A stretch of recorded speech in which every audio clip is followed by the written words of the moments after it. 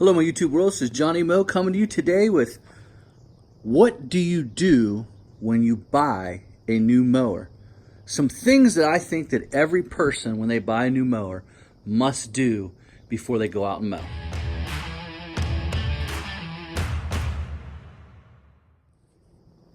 Hello my YouTube world.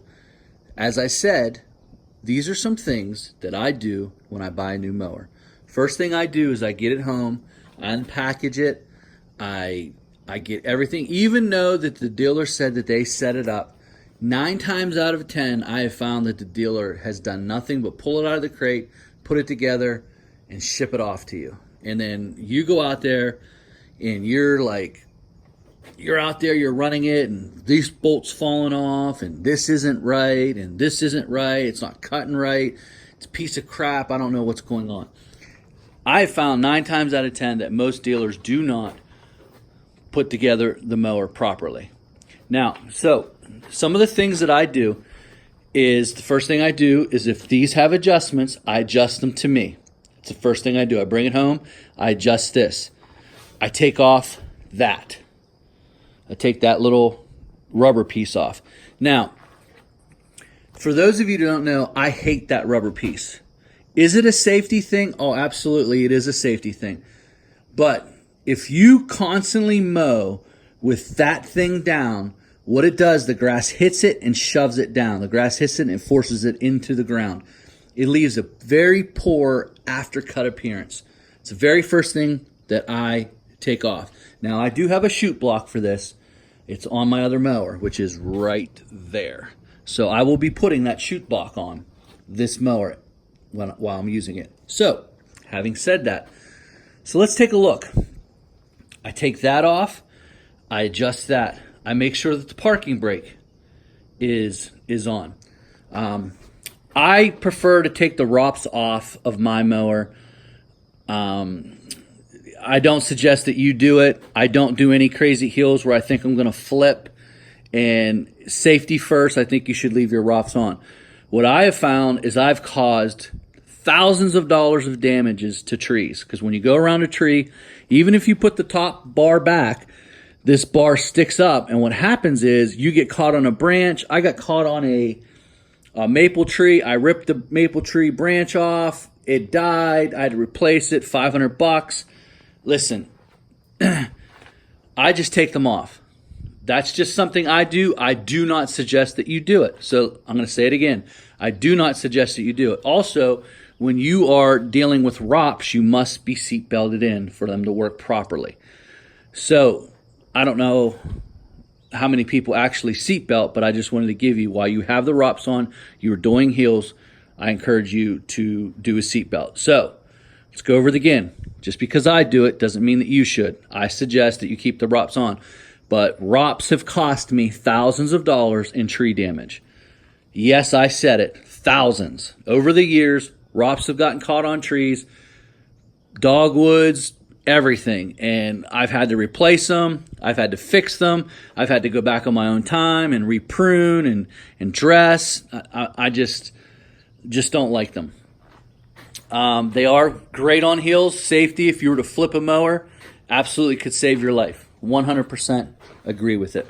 So another thing that I do is I make sure I look in here, I pull up the seat, I look for any loose bolts.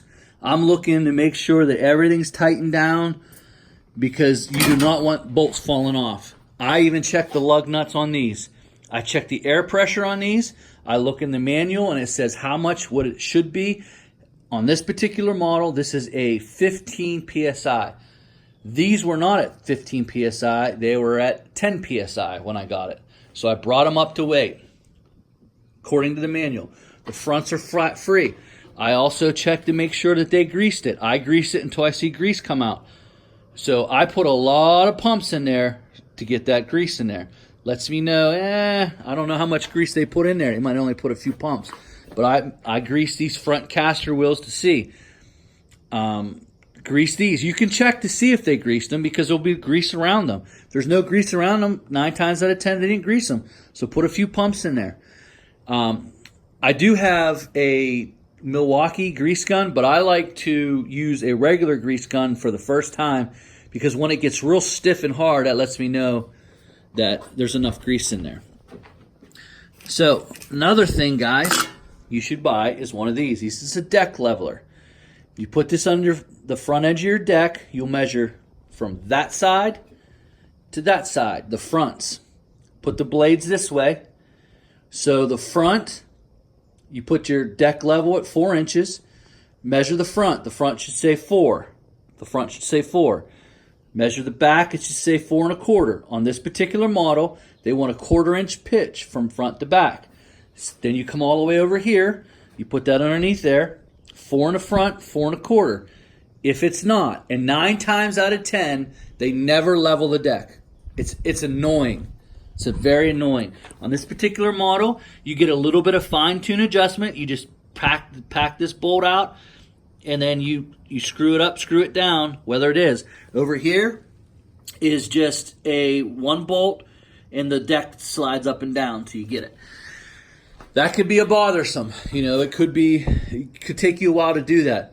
But this is a must. And what it also does when you do it this way, what it also does is it lets you know exactly where you're cutting at. So right now, this is at 4 inches. It's actually 3 3/4. So just because that says 4 inches does not mean anything. So that mower deck is dead center on. So at 3 3/4, it's mowing at 3 3/4. So if I would have went out and put that at 3 3/4, I would have been took an extra 1/4 inch off this week. It would have cut. It wouldn't have cut right. And then I would have been mad because, this mower stinks. This mower doesn't do right. This mower just doesn't look good. Something's wrong. And you call the dealer and you're all upset when actually it's a 1/4 inch off. So when I went out yesterday and used this mower, I was dead center on. 4 inches is 3 3/4, and it cut absolutely perfect. This is the case with a lot of different mowers. When you're using different mowers, what happens is you get the mower, you demo it, and you cut the grass that you're cutting, and you don't realize you're 1/4 inch off. I've seen X marks over 1/2 inch to 3/4 inch off. You're cutting at 4, it's really 3 1/2. It's really prevalent in the X mark. I don't know why that is, but it is. But on this one, I've had mixed. Toro usually is dead center on. I've always found Toro to be dead center on. Usually these are a 1/4 inch off. I found that Ferris is a 1/4 inch off.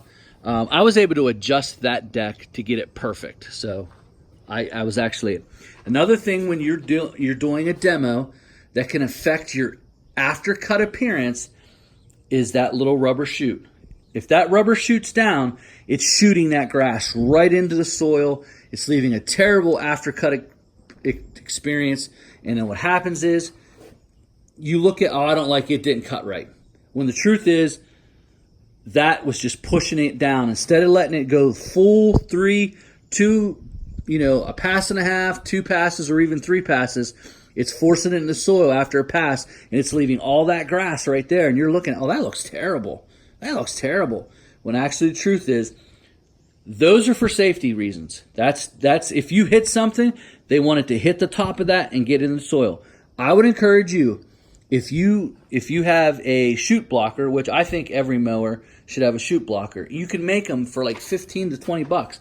Take that, see that those 3 bolts, 1, 2, 3. I'm gonna take that out, take that rubber off. I'm gonna go get a piece of metal. I'm gonna bolt that piece of metal, and I'm gonna put that same thing right back on there. And then when I'm facing traffic or I'm facing something that I don't want stuff to go there, I just throw that down there, and then it just drops right there. So, little tip, but these are some things that I do to make sure that, obviously, you check your oil. I know, it's brand new, it should have oil in it. You never know, though. You never know. You absolutely never know. So you check your oil, you check your hydraulic fluid, make sure the hydraulic fluid's actually in there. It's up to where it says. This particular mower had hydraulic fluid in it. But these are things that I do before I go out and I actually mow a lawn. I check everything on the mower. I make sure everything's tight. I have a routine, especially with these ICD decks. If they come with a rubber flap, I take that rubber flap, that stripe kit off the back of it. Just some things that I do. I turn the seat up. This has a suspension seat, so I turn the seat up to my particular weight. If the front wheels weren't flat free, I would check the air pressure in there. Make sure that they're up to par. Guys, I think it's very important that we just don't go to a dealer, pick up the mower, and go out there. Make your experience. Take your time. Go get it. Bring it home. Do all the little things that you need to do. Just because they said they had a dealer setup doesn't mean they actually did it. And I have found, seriously, 9 times out of 10, the dealer just takes it out of the crate, puts a few bolts together, and puts it right into rotation. That's what I found. I've not found very many dealers. This mower was actually in really good shape. This is probably one of the first mowers that I've gotten that was in really good shape. The only thing that was really wrong is I found that I put a lot of pumps of grease to get it to come through to break the seal here, and the back tires were off 5 PSIs. That's it. The deck was actually pretty good. It was right on, especially since I put the tire pressure in it. It went right up to where it needed to be, and none of the bolts were really loose. So whoever did this setup, they did a really good job. In fact, I called the rep and I commended them. It's funny when we always call our reps and we call people to complain about things. But guys, make sure that when something's done right, you call them and commend them. Say, listen, man, I'm really impressed with what you guys did. This was the first setup that I got. So I called my Ferris rep and I said, listen, I'm very impressed with whoever set it up. It was the first time I never had to level the deck. It was the first time I didn't have to, take bolts and retighten them. So when they took this out of the crate, they actually did something. The only thing I found was that tire there. That tire there didn't have enough grease in it. Everything else was perfect. So, guys, that's my time. I will be doing a full review on this mower coming soon after I put some more hours on it.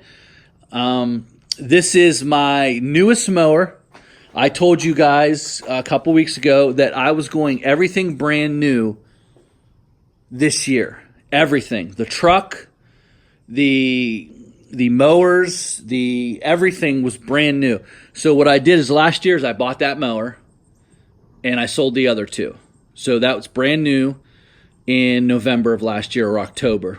It did a few leaf jobs and then it was started off the season. So I didn't have a backup.